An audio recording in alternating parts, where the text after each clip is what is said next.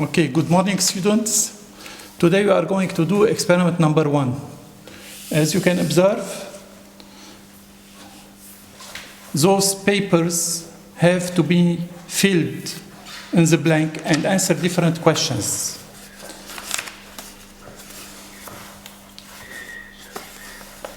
So to do this experiment, we need several materials.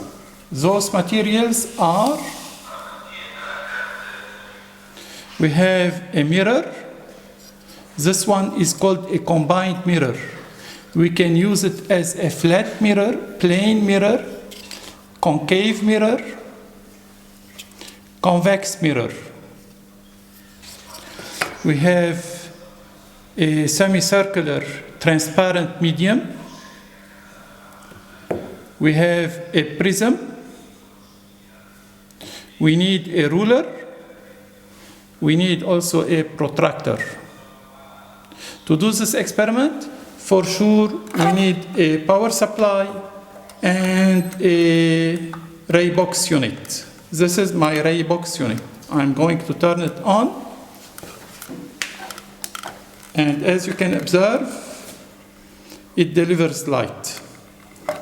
So we have here a diaphragm. By changing the position of the diaphragm, I can have one beam, two parallel beams, 5 parallel beams, and 3 parallel beams. First of all, to begin our experiment, I'm going to use the diaphragm and the option 1 beam, like this.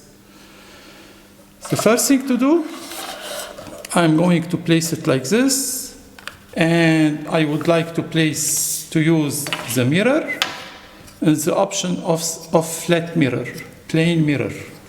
So I would like to put it here, and I will adjust it in such way that the reflected one goes along the incident ray. So in another way, so فيهم ما بتقشعهم؟ طيب ضوي شوي. طيب ضوي وحدي.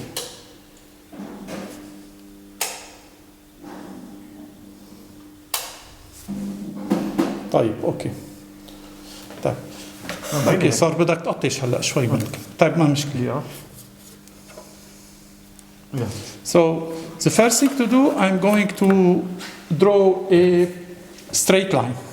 And along this straight line, I'm going to send my incident ray. This one is my straight line. And just along the straight line, I'm going to plot a perpendicular line, which gives me the position of my mirror. So this is a parallel line, and just joining those 2 points give me a perpendicular line. So what I'm going to do actually, I will send the ray along this straight line. Now what I'm going to do, I adjust the position of mirror in such way that the reflected light goes along the incident one, and I draw the position of this mirror. Why? Because if ever it will move, I know how I can bring it back to its initial position. What we have to do now, we have to send light making 0 degree with the normal. This is the normal. This one is the normal. I have to send light making 0 degree with the normal and 15 degree with the normal, 30, 45, and 70. So to do those different lights, I take my protractor, I put it here like this, and I choose values, angles corresponding to 0, which is the normal itself. And I choose another angle equals 15 degree, 45, and 70, or 75. 75. Now all what I have to do is to join those points with I, the incident point, like this. like this, and for the third one like this. Once I have those once I defined those different lights like this,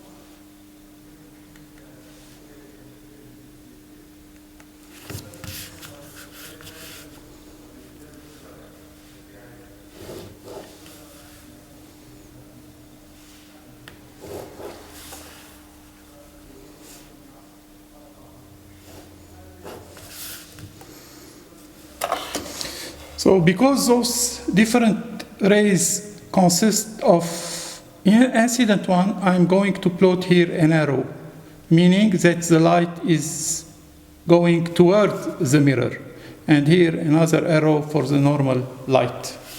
Now what we have to do, we bring back our mirror, and we adjust it in such a way that the reflected one goes along the incident, like this.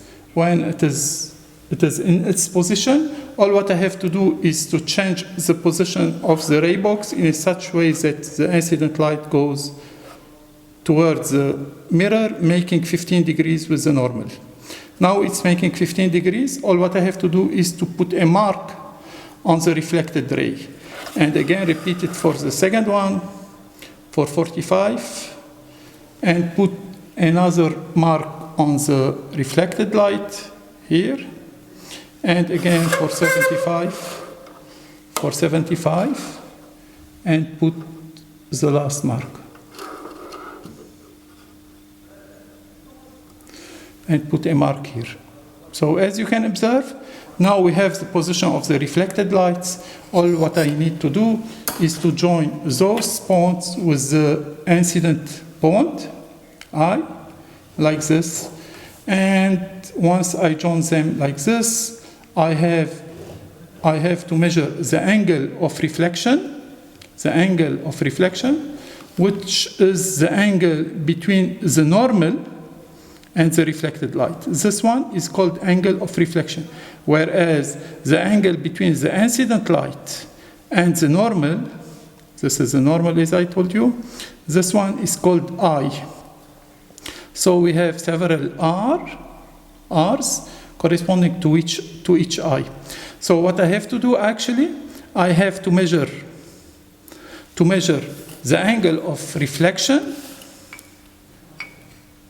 and compare this angle of reflection with the angle of incidence.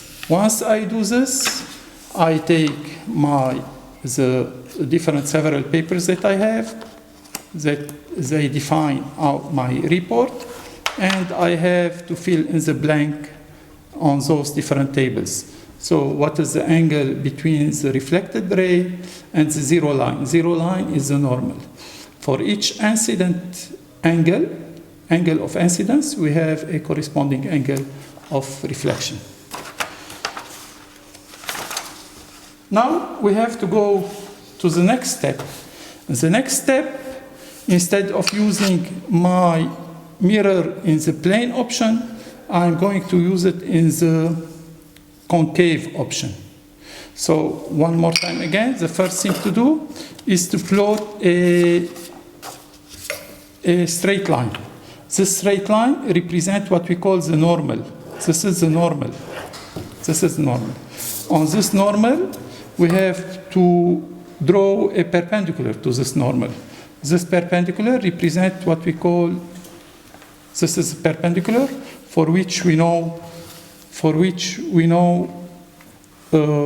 we can define the normal to the, mirror. شو؟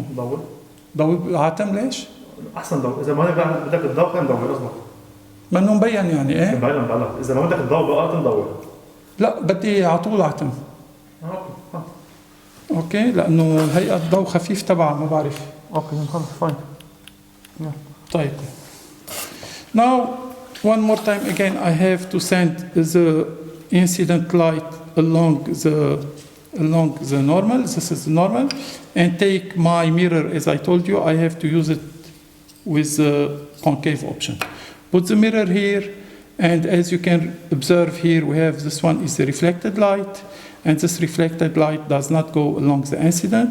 We rotate it like this, we turn it like this, in such way that the incident light goes along the normal. Once it goes, the reflected light goes along the incident light. Once it goes, I have to mark the position of my mirror. And now what I have to do actually, according to our manual, we have to use the diaphragm and the option of 5 rays, like this, 5 rays. And as you can observe, here we have 5 incident rays, but we have corresponding 5 reflected rays. So I'm going just to draw the position of the 5 incident rays using just 2 points. With 2 points, I can identify the position of the rays. And now all what I have to do is to bring back my mirror to its initial position and see where all those reflected rays go. They go, as you can observe, toward one point, which is this point. So they are reflected like this, and so on, they converge in another time. Now, once I plot all of those, I have to draw the position of each incident ray with respect to the mirror. This is the first incident. This is the second incident. This is the third one. Don't forget that we have a normal incident ray. So we have those. So I'm going just to put arrows to identify them being the incident rays. And the reflected rays seem to go through this point. So I'm going to join this point, the incident point, with this point. So joining like this.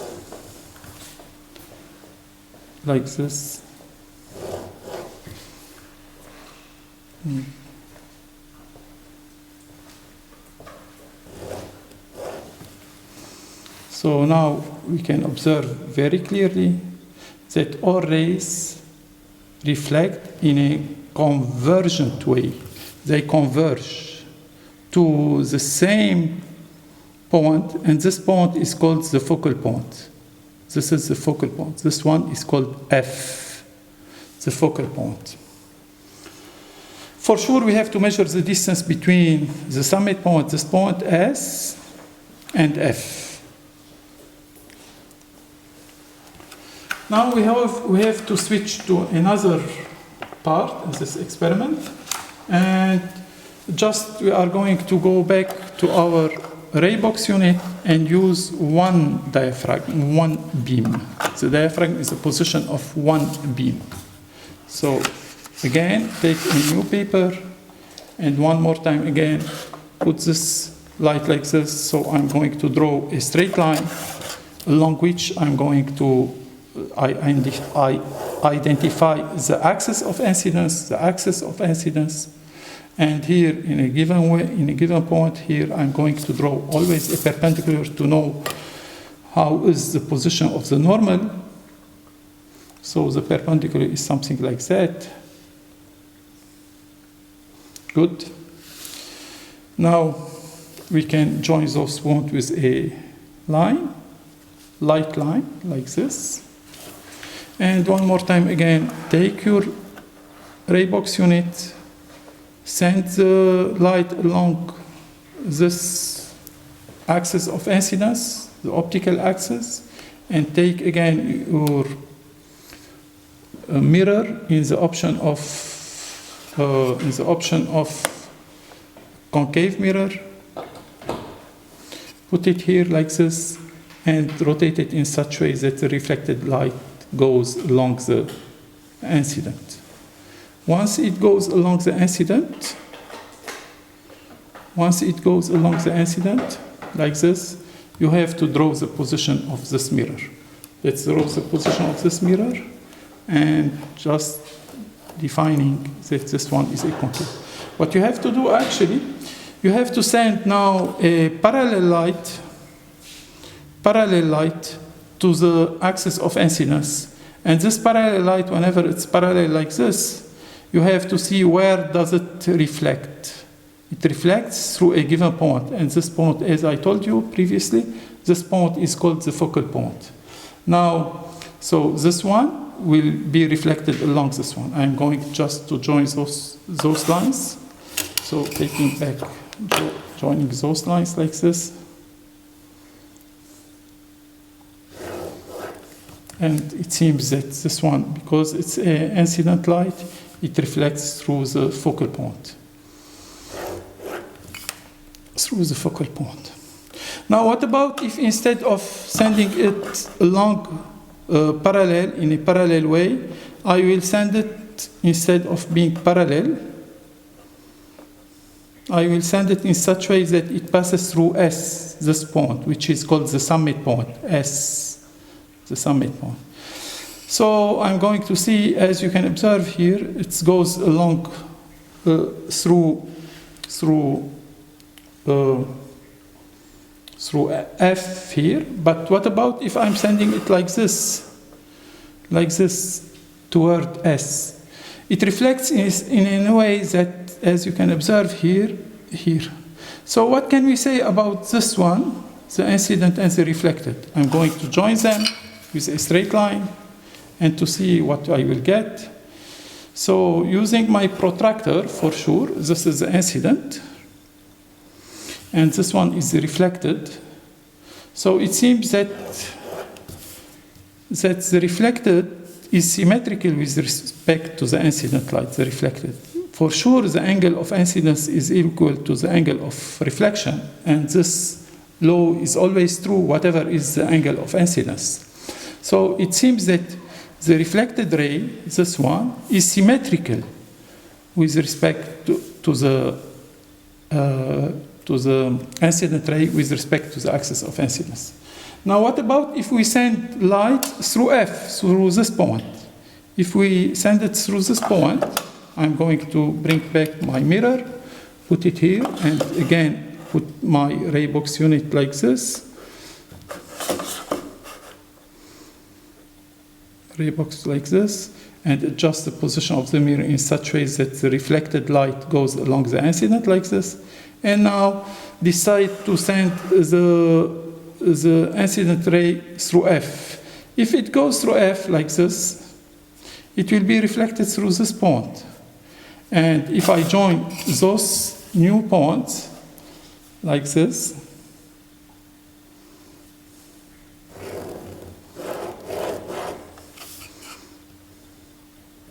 it seems that this one will be reflected along through this point, like this. What can we observe here actually is the incident light, whenever it passes through F, it will be reflected parallel to the axis of incidence. Okay, now the last thing, what about if we measure the distance from S till F, which is equal in this case to 5.5, and I take the double of this one, almost, for example, 11. So I take 11. And this one is called M, This one is the midpoint. So I'm going to see what about if I send the light through this midpoint. I again adjust the position of the ray box unit along the incident axis of incidence, adjust the mirror like this, and send the light through this point. As you can observe, look here very carefully. I don't know if it is clear. This is the incident light, this is the incident light, and this is the reflected light, and this is the incident light. Whenever I move the ray box unit in such way that it passes through M, as you can observe here, the reflected is going to go to approach through the incident in such way that when the incident ray passes through M, the midpoint, it passes through M, the reflected ray goes along itself. It goes along itself. So I'm going to join those 2 points like this. And here I'm going to put the incident light like this and the reflected along itself. That's what we have to do actually. Now once we finish this part, we can go to the next one and use the mirror in the option of convex mirror. Convex mirror, which is this one. The convex mirror is this one, as I told you. This one is the concave, this one is the concave, and this one is the plane mirror. So I'm going to use it with a convex mirror. So take a new white paper and again draw the axis of incidence. This is my axis of incidence. And now put this one along the axis of incidence like this. And use your mirror in the option of convex mirror. Turn it, rotate it. And as you can observe now, we can see the reflected. I'm going to adjust its position in such way that it goes, the reflected goes along the incident.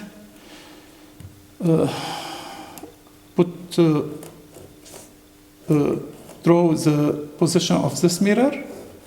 Draw the position of this mirror. And now change the diaphragm to get 3 parallel lights. 3 parallel beams like this. Now what you have to do actually, we have to draw the position of those incident lights. We have 3, one along the normal, and we have to draw the reflected lights. The reflected light seems to go like this, and this one like this. This one like this. Okay? So what we have to do now again, one more time again, we join those corresponding 2 points to one incident light like this. This is my incident light. And this is another incident light.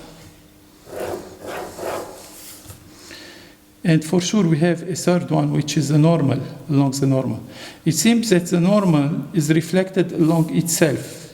The normal will be reflected along itself because the angle of incidence is equal to 0 with the normal. So the reflected angle will be equal to 0 too. So I'm going to join this point, which is the incident point with respect to the second parallel light, with the reflected point like this. And actually, what can I observe here is that this one, the incident, this one, it's reflected along in such way that it is diverging, it diverges. And the other one also, it diverges, like this. So actually, as you can observe, the incident consists of 3 parallel lights, but the reflected consists of diverging beam. So if I, for example, I extend the line of the reflected light, extend it backward, so it seems that all of those will intersect at the same point, and this point, they will intersect at the same point, and this point is called the focal point. Actually, it's behind the mirror, and the distance from this point from S till this point is equal 5.5 almost, or 5 centimeter. So this one I'm going to call it F, and SF in this case is equal 5 centimeter. Okay. Now we are going to switch to the next part, and in this next part we are going to use a semicircular medium,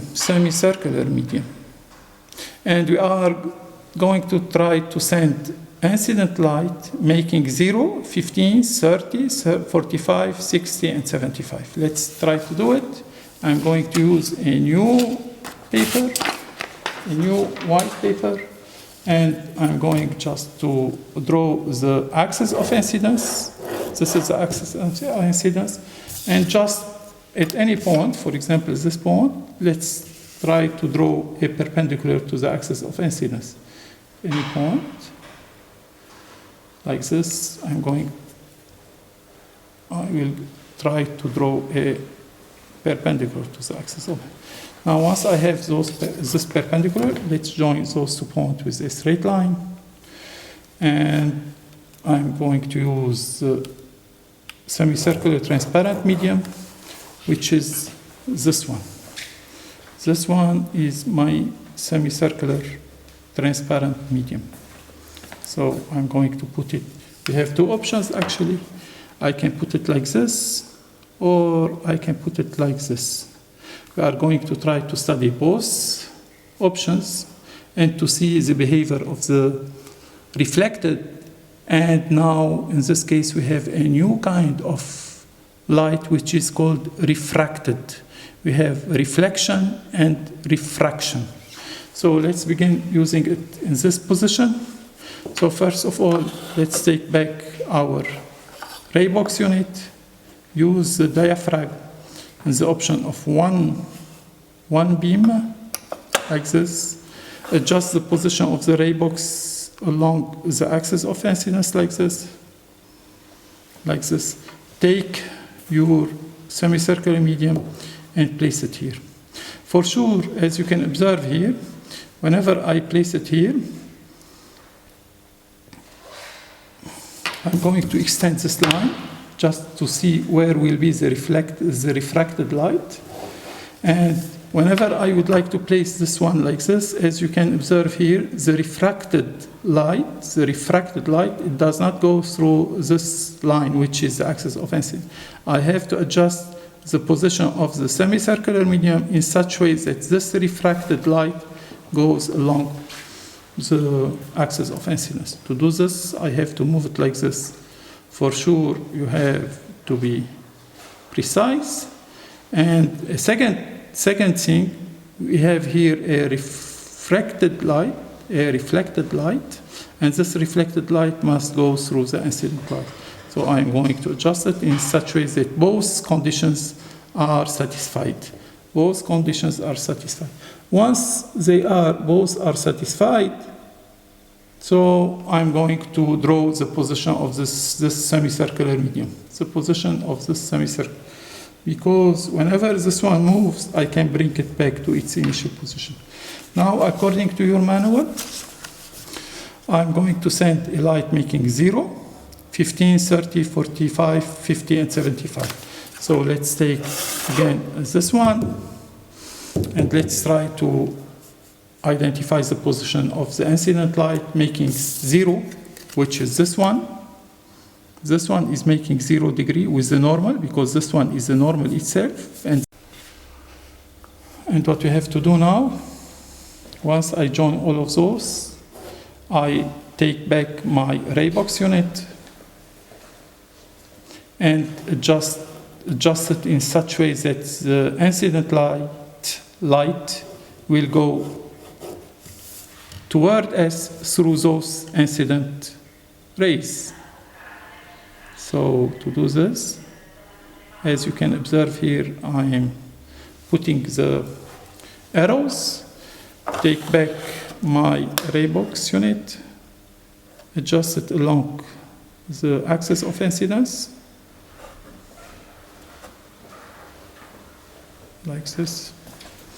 Take your semicircular medium, this one, put it here, back to its correct position, like this. This is the correct position. Okay, now maintain this one in its place and change the position of the incident light in such a way that it goes along the... So, and now as you can observe, we have here a refracted light. I have to mark the position of this refracted light, and we have here a very slight light which corresponds to the reflected one. So again, change the position of this light ray box unit and put a mark on the reflected light and again on the refracted light. And again, for different angles, repeat the same procedure. Repeat the same procedure.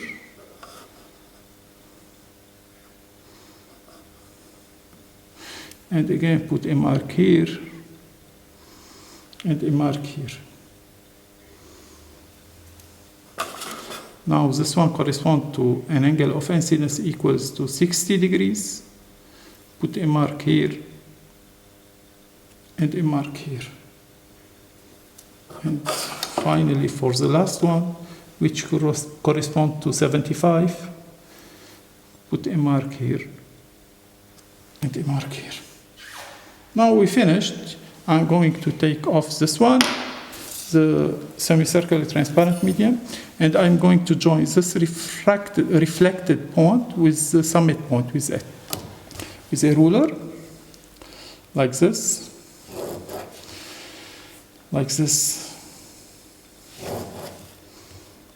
and so on.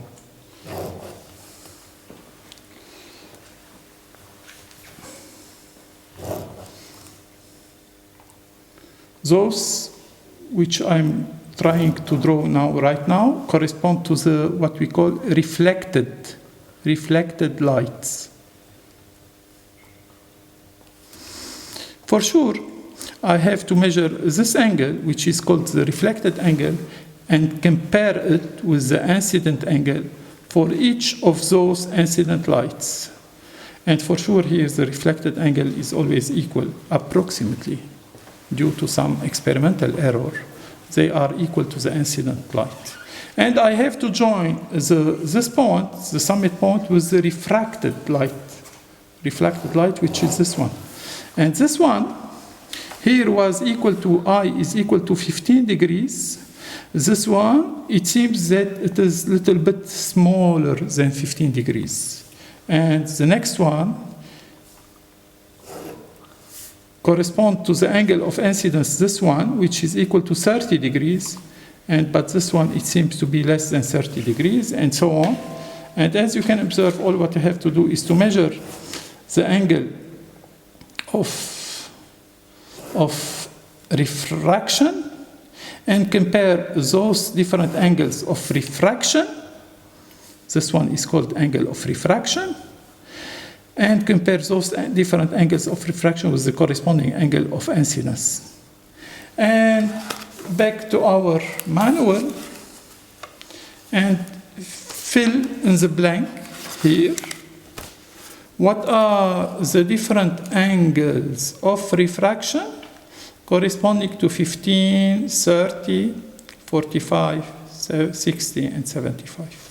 Once we finish this, for sure the angle of refraction seems to be less. We go to the next page, and in this next page we are going to use the same semicircular transparent medium, but we are going to send the light along against towards the circular surface or circular curve of the semicircular medium. So let's take one more time. Again, another paper, which is this one. The first thing to do whenever I want to begin a new part, I draw the axis of incidence or the optical axis or the 0 degree line. And at any point here, I'm going to draw the perpendicular to this optical axis or axis of incidence, perpendicular to it, using my protractor. So this is my protractor. And joining those 2 points. with a straight line like this. Okay. Now, once I do this one, I can extend for sure the optical axis to the right-hand side. And now, one more time again, let's use my ray box unit, adjust its position like this, and take back this semicircular medium and put it here like this, and adjust its position in such a way that, as you can observe, the refracted light goes along the optical axis. When it is correct like this, we are sure that now the light is perpendicular. The light is perpendicular to the curved surface of the semicircular medium. Now, again, we have to send a light, for sure, if it's making a 0 degree with the normal, the refracted will make also 0 degree, and the reflected, because we have here a reflected, makes also 0 degree. What we have to do, as you can observe, we have just to increase a little bit this angle, and as you can observe here, it seems that the refracted angle here is bigger than the incident angle. So we have just to go to increase the angle of incidence until we reach about 40 or 42 degrees. So I'm going to take back this one, put the protractor again in its position like this.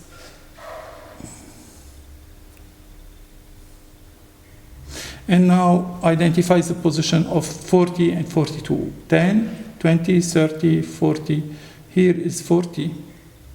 And here is 45. 40, 45. So let's take back this semicircular medium. Put it here. Adjust its position like this. It's okay. It's okay. Seems to be good.